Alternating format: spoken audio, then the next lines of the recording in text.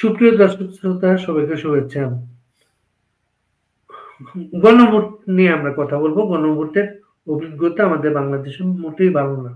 গণভোটটা আমরা সবার আগে আমরা জানিয়েছি, জিয়ার গণভোটটা হানা ভোট। জিয়া যখন রাষ্ট্র ক্ষমতা নিলেন, তিনি তার কর্মসূচি, তার প্রতি মানুষের আস্থা, এটা প্রমাণ করার জন্য গণভোটের আয়োজন করেন। সেটি আমাদের প্রথম অভিজ্ঞতা। আমি অনেক স্কুলে পড়ি তখন, কিন্তু আমার টিচার আমাকে এবং আমার আরো 4-5 জন বন্ধুকে ভোট দিতে নিয়ে গেলেন। কারণ তাদের প্রতি আদেশটা হচ্ছে ভোটের বাক্স ভর্তি দেখাতে হবে। আমরা কয়েকজন যে ভোট দিতে গিয়েছিলাম, আর কোনো আমরা ভোটার দেখিনি। গণভোটের সেই প্রথম অভিজ্ঞতা। এরপরে এরশাদের এরকম একটা গণভোট হয় বাংলাদেশে, ঠিক একইভাবে। তারপরে বিচারপতি শাহাবুদ্দিন বিচার বিভাগে ফিরে যাবেন, এর জন্য গণভোটের ব্যবস্থা ছিল। বিচারপতি শাহাবুদ্দিনের মতো একজন সৎ মানুষ এমন একটা অসৎ গণভোটের মাধ্যমে তিনি ফিরে গিয়েছিলেন তার বিচার বিভাগ। আবার গণভোটের প্রসঙ্গে এসেছে, এবং গণভোট কবে হবে, মূল ইলেকশনের দিন হবে কিনা, আগে হবে, এই বিষয়টা একমত হন নাই। এই বিষয়গুলো আমরা নিয়ে আলাপ করব আমাদের প্রিয় একজন মানুষ, অধ্যাপক মাসুম বিল্লাহর সঙ্গে। মাসুম বিল্লাহ, আপনাকে শুভেচ্ছা। আপনি কিভাবে দেখেন বিষয়টাকে? বাড়ি ভাই, আপনি যথার্থই বলেছেন যে গণভোটের নাম শুনলে মনে পড়া যায়। প্রথমে আপনি একেবারে জিয়ার নাম দিয়ে দিলেন তো। আচ্ছা, 90-এর দিকে যেটা হলো, এটা সম্ভবত আমরাও একটু আপনার যেমন 79-তে বাল্যবেলা, তাই না, বয়হুড, হ্যাঁ, যে আন্থন চেকভ বলছেন যে in my boyhood there was no boyhood, আমার শৈশবে কোনো শৈশব ছিল না। তো এরশাদেরটা আমরা ওখানে সংসদীয় গণতন্ত্র চালু হবে কি হবে না, এটা পাশাপাশি এটা বিচারপতি শাহাবুদ্দিনের সমস্যা। বিচারপতি শাহাবুদ্দিনকে জড়িয়ে ওঠা হলো। তো গণভোট বাংলাদেশের মানুষের মনে, মানসপটে, আপনি যেমন সাথে সাথে একটা কি হলো, একটা স্যাগা, বা বাংলাতে এটার নাম দেন আপনি দাগা, এটা দাগা আকারে রয়ে গেছে। এজন্য সিঁদুরে কি বলে যে, ঘর পোড়া গরু সিঁদুরে মেঘ দেখলে ভয় পায়। তো গণভোটের নাম শুনলে বাংলাদেশের মানুষ ভয় পায় যে আবার কোন অগণতান্ত্রিকতাকে, আবার কোন অসাংবিধানিকতাকে এরা জায়েজ করবার চায়। এটা একটা। আর একটা হলো যে বুঝতেই পারছেন যে গণভোটের প্রশ্ন হয় সংক্ষেপ, যে চান না চান না, হ্যাঁ, পরিবর্তন কি অপরিবর্তন, ওকে, এটা। কিন্তু আপনারই একটা প্রোগ্রামে বোধহয় আমি দেখিয়েছিলাম যে 27 পেজের না 28 পেজের জুলাই সনদ নামে একটা এনজিও রিপোর্ট, এর চেয়ে ভালো হয় আমাদের ছাত্রদের লেখা অ্যাসাইনমেন্ট, এর চেয়ে ভালো হয়। এরকম একটা দলিল বানাইছে ইউনূসের সব কমিশন মিলা, দেশের টাকা পয়সা সময় নষ্ট করে, এবং মানুষের বিশ্বাস, তরুণ প্রজন্মের আস্থা, এইসবের সাথে তীব্র বেইমানি করে তারা এই ধরনের একটা ডকুমেন্ট তৈরি করেছেন, ফুল অফ কন্ট্রাডিকশন, যেটা ঐতিহাসিকভাবে অগ্রহণযোগ্য, আইনগতভাবে অগ্রহণযোগ্য, পরিত্যাজ্য। এবং আমি আরো অনেক পয়েন্ট আপনাকে বলেছিলাম, এবং অন্যান্য স্কলাররাও, তাই না, এবং আইনি ভাষ্যকাররা এটা দেখিয়েছেন। এইটারে কি প্রশ্নে গণভোট নেবে? এই 27টা পেজের থেকে কয় হাজার প্রশ্ন বানানো যায় গণভোটে? জনগণ কি সেই সব 27টা প্রশ্ন জানে? আনক্লিয়ার বিষয়ে, পলিসির বড় কোনো ডক্টরাল থিসিসের উপরে কোনোদিন গণভোট হয় না। ঠিক আছে, প্লেবিসাইট হয় না।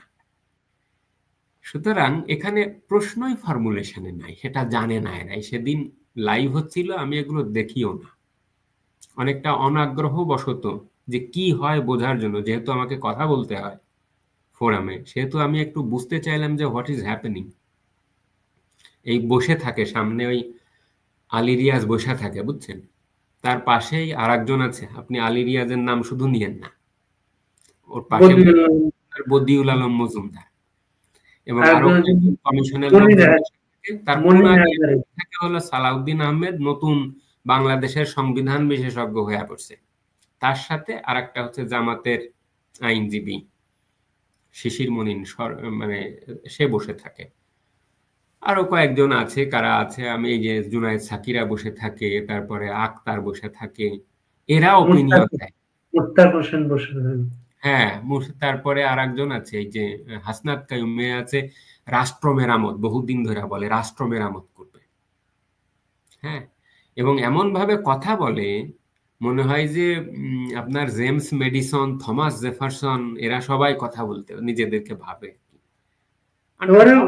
অনেকে এটা পোস্ট দেন, ছবি সহ পোস্ট দেন, এমন অ্যাপ্রোচ, উনি খুব সম্মানিত বোধ করছেন, উনাকে এখানে আনা হয়েছে, উনি এখানে উপস্থিত আছেন। বাড়ি ভাই, আন্ডার হট অথরিটি, কে তাদেরকে এখানে এই সংবিধান বিষয়ে এই আলাপ করতে বলেছে? এবং দোজ অল আর ননসেন্স। এবং সব কথা লেখার পরে একটা অঙ্গীকারনামা লিখছে, রাজনৈতিক দলগুলো সেখানে গিয়ে নাকে খত দেবে। রাজনৈতিক দলগুলো এমনই দেউলিয়াপনা ভুগছে যে ওদের সামনে গিয়ে বসে থাকে। ওয়েল, যদি let us be very practical, যদি সংস্কারের আলাপ করতে হয়, গণভোটের আলাপ করতে হয়, রাজনৈতিক দলগুলোর নিজেদের মধ্যে আগে কনভেনশন বা কনভোকেশন হতে হবে। এর কোন লোক দলের ইনফর্মড ফ্রি ওপেন ডিসকাশনের মাধ্যমে মতামত নিয়ে আসে ওখানে বসে, আমাদের বলেন তো? Number one. নাম্বার টু হলো, এরা যে ওই দলের ন্যায্য প্রতিনিধি তা আমরা কি করে বুঝবো? নাম্বার থ্রি হলো, এই যে কথাগুলো লেখা আছে 27টা, এই 27টার ব্যাপারে কেউই কিন্তু দু একটা বাদে আর বেশিরভাগেরই তারা একমত না, বড় বড় সব বিষয় বাড়ি ভাই। তার মধ্যে আমি চিন্তা করে দেখলাম, এরা তো 72 সালের সংবিধান জীবনেও আল্লাহর রহমতে পড়ে নাই, পড়লে অন্তত এই কথাগুলো লিখতো না। ঠিক আছে না? সংবিধান দিয়ে কিন্তু সবকিছু হয় না, সংবিধান নিজেই জাতির ভাগ্য পরিবর্তন করে না। সংবিধানটা হলো সংস্কৃতি, চর্চা, এটাকে নার্চার করতে হয়, পরিচর্যা করতে হয়, করে করে সাংবিধানিকতা বা চর্চা করতে হয়, এটা এমনি এমনি হয় না। তো ওই 27টা পেজের যে পেজ কথাগুলো লেখা আছে, নির্বাচনী ব্যবস্থার সংস্কার, রাষ্ট্রপতি কেমনে হবে, সুপ্রিম কোর্টের বিচারক কেমনে নেব, প্রধানমন্ত্রী একবার না দুইবার হবে, এই উচ্চ পার্লামেন্ট হবে না নিম্ন পার্লামেন্ট হবে। বাড়ি ভাই, উচ্চ পার্লামেন্টের সদস্যরা কেডা কেডা হবে আপনারা বলেন তো? যদি হেফাজত বা না জামাত ক্ষমতায় যায়, উচ্চ কক্ষে কেরা যাবে? বাংলাদেশের আর্থিক ক্ষমতা সম্পর্কে এরা জানে না। অথচ একটা নর্মাল সাধারণ বিষয় আপনি খেয়াল করেন, শেখ হাসিনার যে পলিটিক্যাল ভিশন নির্বাচনে, এই মানুষটা দেখছেন 300 জনের মধ্যে 30-40 জনকে নন পলিটিশিয়ান, সংস্কৃতি কর্মী, স্পোর্টস,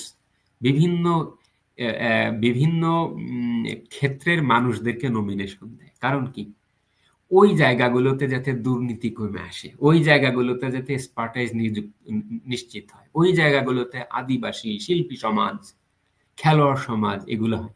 ওইখানে কিন্তু উচ্চকক্ষের কি হলো, যে কালচারালাইজেশন অফ ল, সেটা নিশ্চিত করে আপনি একই একটা পার্লামেন্টের থিওরির মধ্য থেকে, সংবিধানের মধ্য থেকে কি করতে পারছেন, নতুন রাজনৈতিক ভিশন তৈরি করতে পারছেন, যেটা আপনি অনুধাবনী করার চেষ্টা করে নাই। আর এরা কি করছে? আমি ইজিপ্টে 97 ইজিপ্টে, আমি হোসনি মোবারক তখন ইজিপ্টের প্রেসিডেন্ট, তখন তাদের ক্যাবিনেটে দেখলাম 27 জন ডক্টরেট, 27 জন ডক্টরেট। পরে খোঁজ দিয়ে জানি হোসনি মোবারক ওই সব সেক্টরে, যারা সেক্টরে খুব প্রমিনেন্ট লোকজন, ওদেরকে উনি ক্যাবিনেটে ওয়েলকাম করে নিয়ে আসছেন। অথচ আপনি শামসুল আলমকে নিয়ে আসলেন, তারে এখন আপনি ধৈরা মায়েরা কি জেলে ভরে রাখছেন। একটা উদাহরণ দিলাম আর কি। আমার প্রকৃত কথায় ফেরত আসি। তাহলে কথা হলো যে the political parties even they themselves are not sanguine about the content of July সনদ।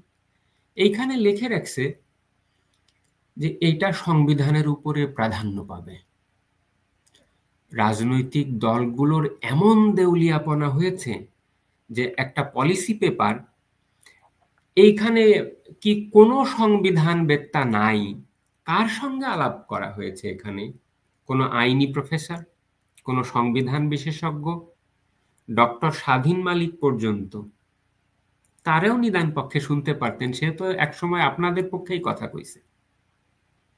ইদানিং না হয় তিনি যে কথা বলছেন যে আরে বাপরে বাপ, আপনার মনে আছে যে স্বাধীন মালিকের হওয়ার কথা ছিল সংবিধান সংস্কার কমিশনের প্রধান, নামও ঘোষণা হয়েছিল, পরে ডিপ স্টেট আয়সা ইলিনয় এক্সপ্রেসে পাঠায়া দিছে, তাই না?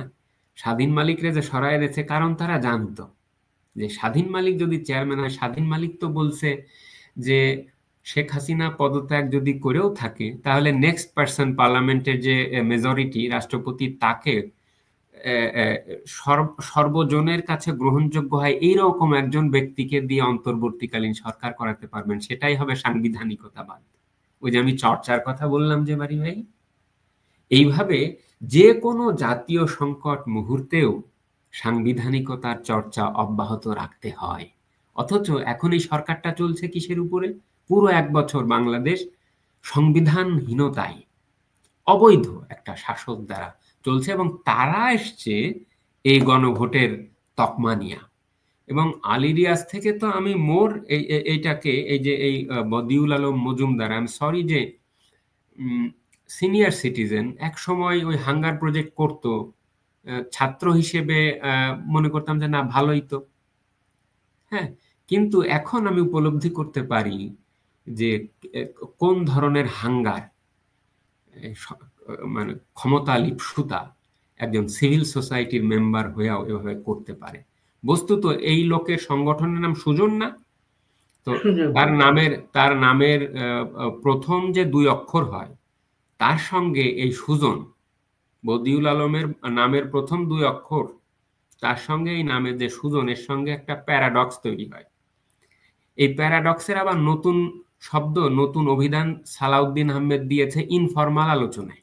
বলছে যে আমেরিকা একটা জটিল মাল বাংলাদেশে ইম্পোর্ট করছে। আবার সেই লোক নিজেই বলতেছেন যে জটিলতার আর কি দেখছেন। এদের হাতে আপনার এই সংস্কার, এবং তারা বলছে জনগণের সম্মতিটা যে করেই হোক আদায় করতে হবে। Look at the language. এবং হাতে আনতে হবে। হা কি? এই জুলাই সনদরে কি করতে হবে? সংবিধানের অংশ বানাতে হবে। পৃথিবীর কোন সংবিধান আইনের ছাত্র আছে তারা চিল্লায়া বলুক যে সংবিধান হচ্ছে রাষ্ট্রের সর্বোচ্চ আইন, তারা পড়ে না। এটা তো একটা এবিসির ব্যাপার। এটা কোন ধরনের কথা? আর আপনি গণভোটে যাচ্ছেন, কথাটা কিরকম লক্ষ্য করেন। 1972 সালের 4 নভেম্বর হেমন্তের এক মিষ্টি বিকেলে আমাদের এই জাতির পূর্বপুরুষেরা, তাই না, আমাদের জন্য রক্ত ঘাম অশ্রু দিয়ে লেখা একটা সংবিধান দিয়ে গিয়েছিলেন, তাই না? সেইটা দিয়ে এই বাংলাদেশ রাষ্ট্রের ভিত্তি রচিত। সেই সংবিধান জনগণের পরম ইচ্ছার প্রতিফলন হিসেবে সর্বোচ্চ আইন। সেই জনগণ আপনাকে এই সংবিধান দিয়েছে, তার কাছে আপনি যে বলতেছেন এটা একটা অশ্লীল প্রস্তাব দেওয়ার মতন, যে জানো তো আমরা একটা প্রস্তাব নিয়ে আসছি যেটা হবে সংবিধানের উপরে প্রাধান্য পাবে, যেটা তোমার দলিল। মালিকের কাছে গিয়ে বলছি যে আপনার জমিটা বুঝেছ উপেন, ও জমি লইব কিনে, এরকম একটা প্রস্তাব নিয়ে যাচ্ছে, এরকম একটা ব্যাপার। সংবিধানের মালিক, দেশের মালিক জনগণ, powers belong to the people.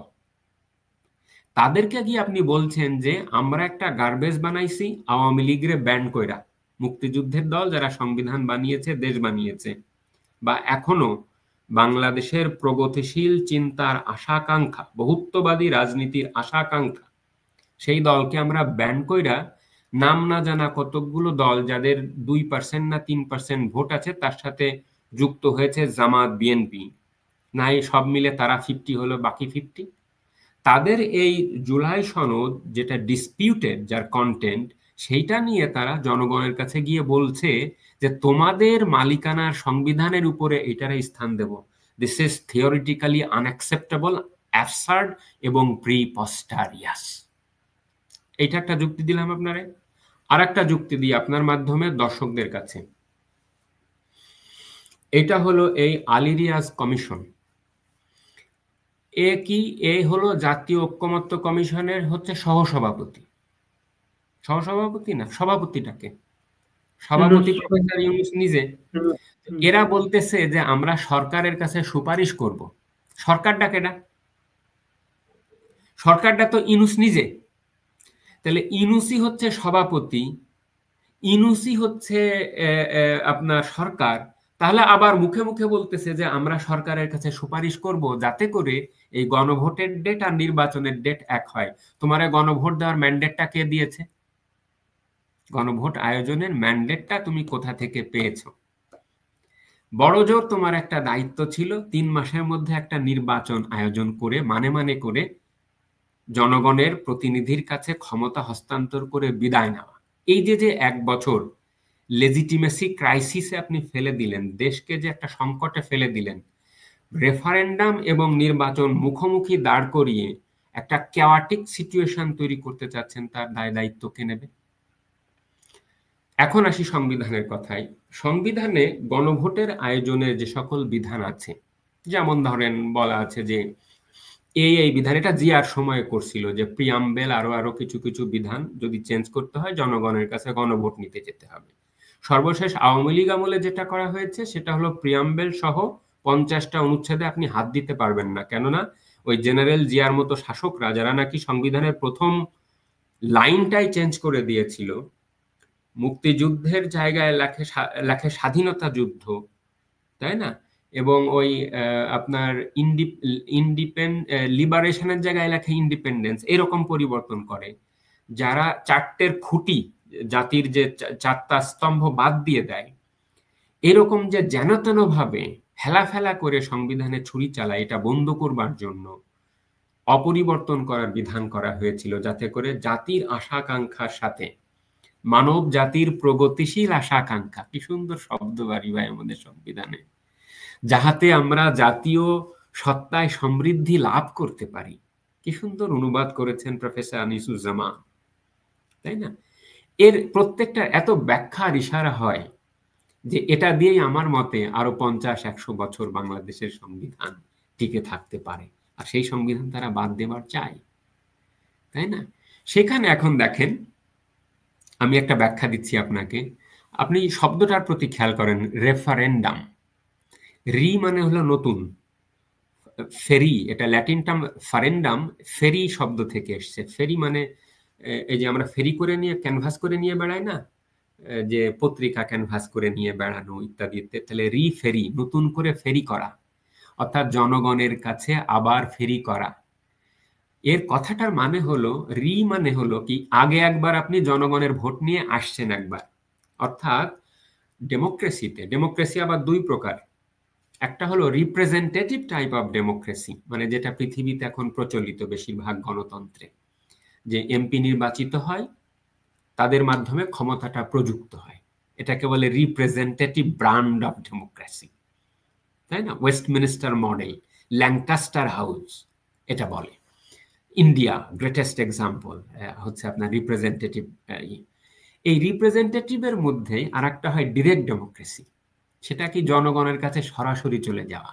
আপনি খেয়াল করেছেন আয়ারল্যান্ডে গণভোট হয়, ইংল্যান্ডে ব্রেক্সিটে থাকবো কি থাকবো না, ইটালিতে গণভোট হয়। সবচেয়ে গণভোট পৃথিবীতে এক্সারসাইজ করে সুইজারল্যান্ডের মানুষজন।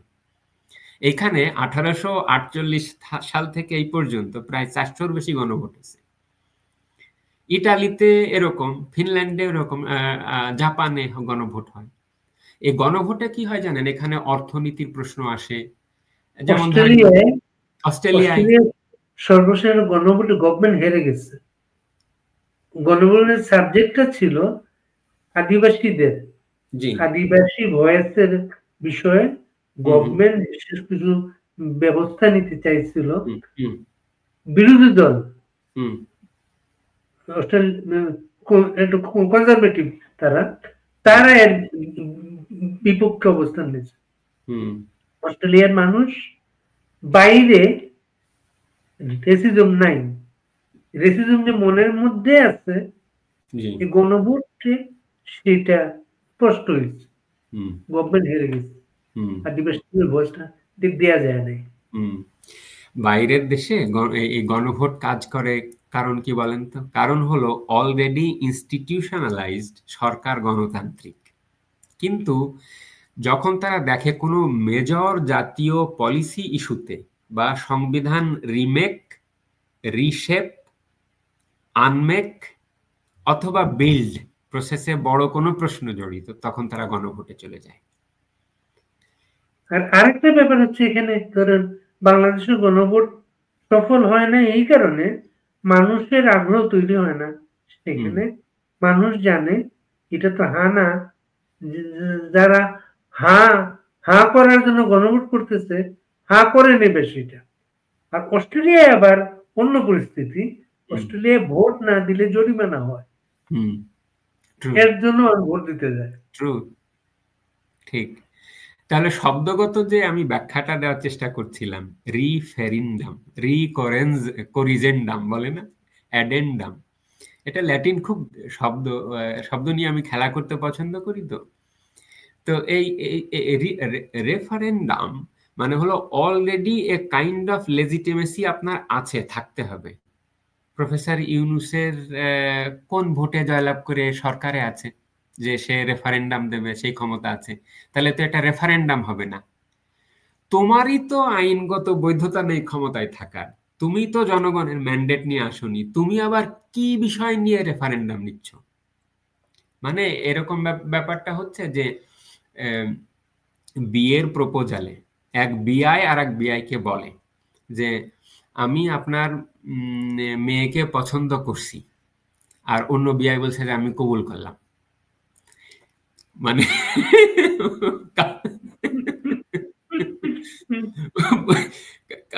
তাহলে কার কবুল কে করলো?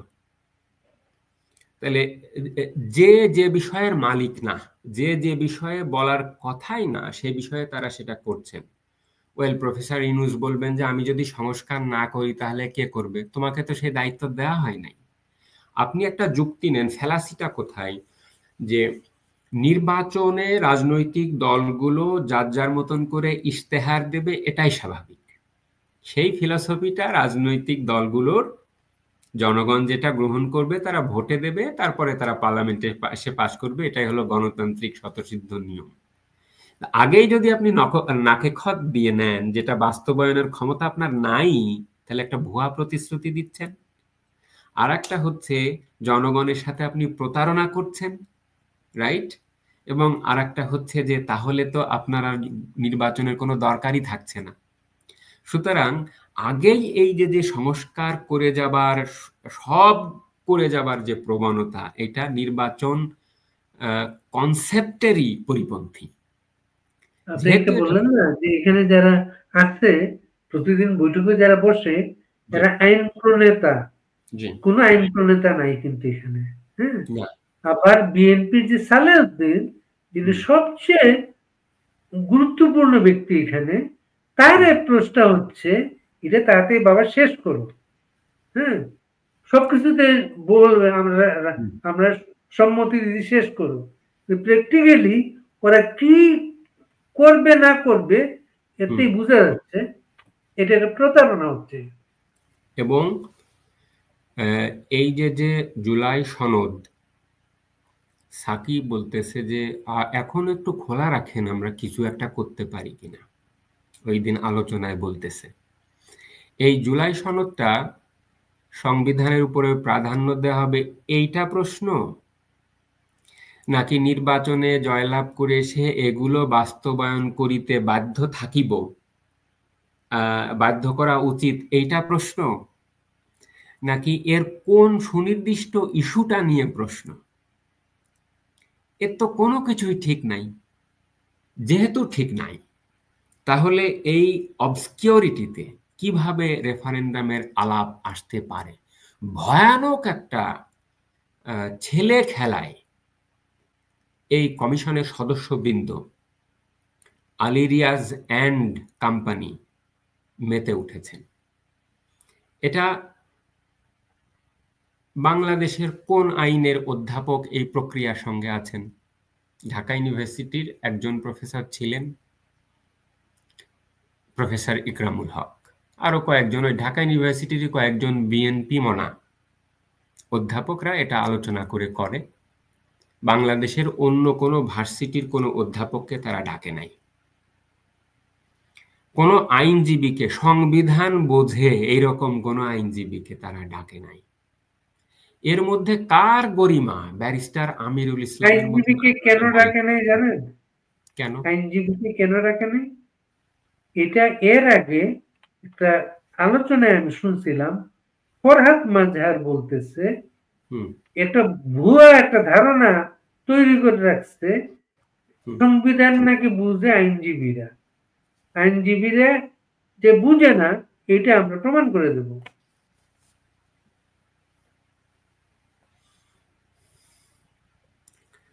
এইটা আবার আর এক থিওরিতে যাবেন, সেটা হলো সে বলে যে সংবিধানের অধীনে শপথ নেওয়াটাই ঠিক হয় নাই, অথচ তার ওয়াইফ শপথ নিয়ে বসে আছে। হ্যাঁ,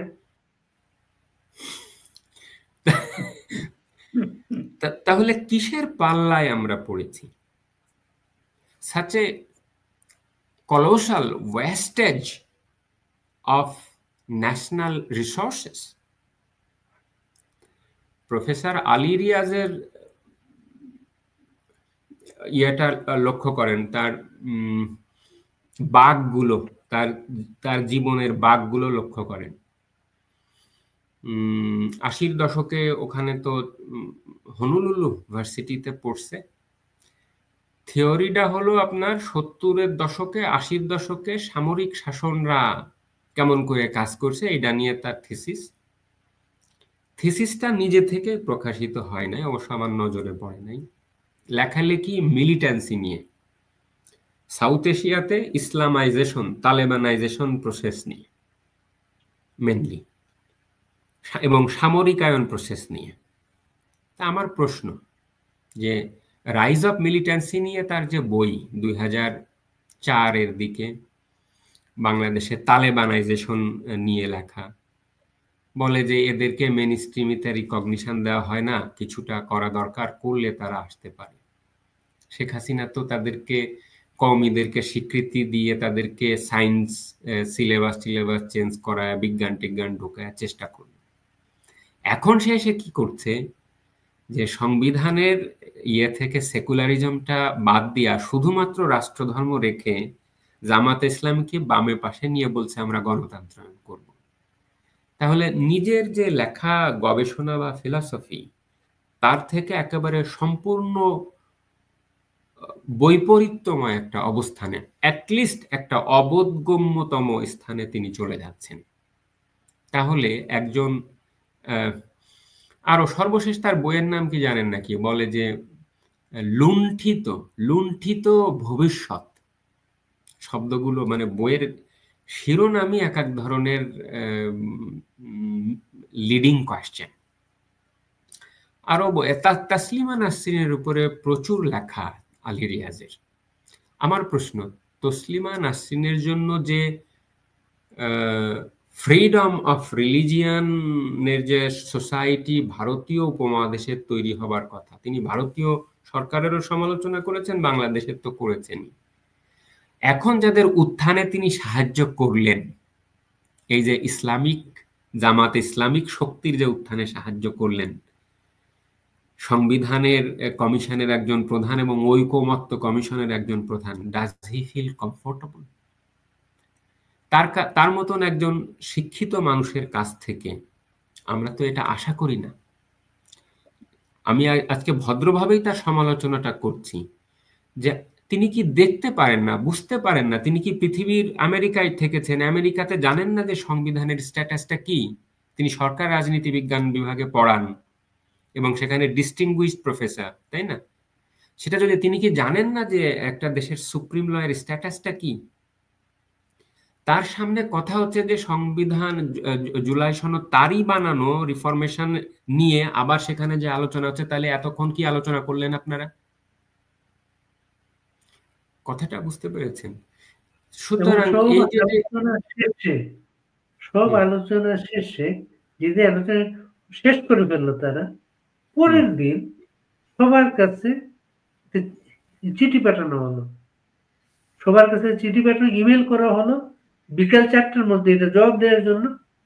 হঠাৎ করে তাদের মনে হয় তারা এটা করে নাই, সবার সামনে এটা করে ফেলতে হবে, জাতির পিতার প্রতিকৃতি যেটা প্রদর্শনের সংবিধানে ছিল ওইটা বাদ দেওয়ার জন্য, এবং চিঠিটা তাদের কাছে পাঠানো হলো।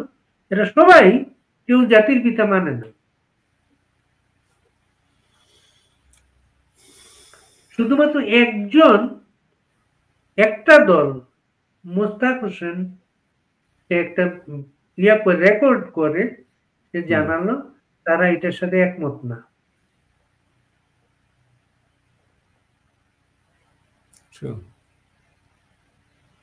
এটুকুই ভাই, এটুকুই আমার কথা। আমার কথা হচ্ছে যে গণভোটের আলাপ অত্যন্ত দুরভিসন্ধিমূলক এবং বাংলাদেশের ভবিষ্যৎকে নিয়ে ছিনিমিনি খেলার অন্যতম একটা কৌশল এবং টুল। সরকারের মূল মনোযোগ নির্বাচন না, গণভোট টাইপের আরেকটা ব্যাপার এনে তারা স্টুডেন্টদেরকে এখনো লিপ সার্ভিস দিয়ে যাচ্ছেন এবং বাংলাদেশের ভবিষ্যৎকে সংকটাপন্ন করে যাচ্ছেন।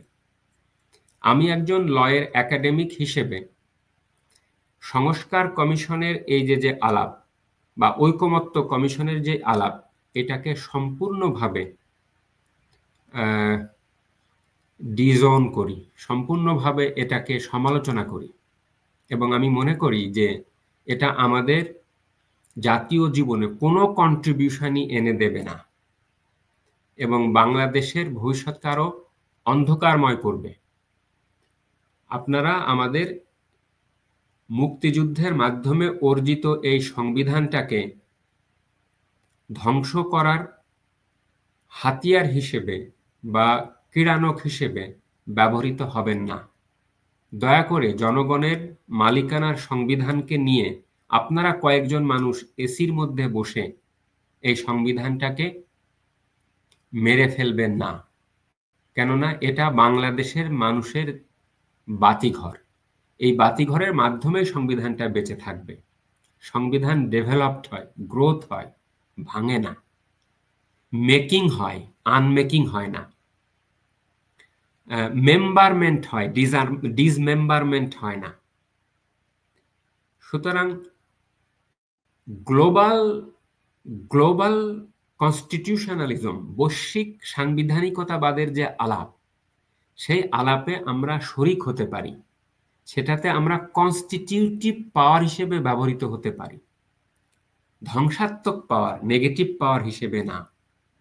আপনারা দয়া করে এইভাবে কনফিউজ করবেন না এবং বাংলাদেশে আইন শিক্ষা, সাংবিধানিক শিক্ষা এবং আমাদের যে লিগাল হেরিটেজ আছে, প্রোক্লেমেশন অফ ইন্ডিপেন্ডেন্স, ৭২-এর সংবিধান, সুপ্রিম কোর্টের যে নানান সমৃদ্ধময় আইনি ব্যাখ্যা, এইগুলোকে অপ্রাসঙ্গিক করে দেবেন না।